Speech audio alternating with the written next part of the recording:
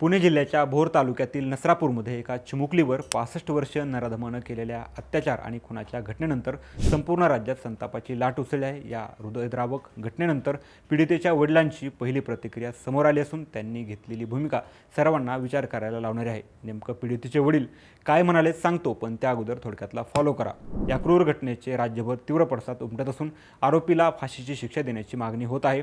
अनेक राजकीय नेते पीडित कुटुंबाचं सांत्वन करण्यासाठी त्यांच्या घरी जात आहेत। मात्र पीडितेच्या वडिलांनी एक व्हिडिओ जारी करून राजकारण्यांना हात जोडून विनंती केली आहे। अस्थि विसर्जनासाठी देव येथे जात असताना ते म्हणाले की जोपर्यंत माझ्या लेकीला न्याय मिळत नाही आणि त्या नराधमाला फाशीची शिक्षा होत नाही तोपर्यंत एकाही राजकीय नेत्यानं माझ्या घरी सांत्वन करण्यासाठी येऊ नये।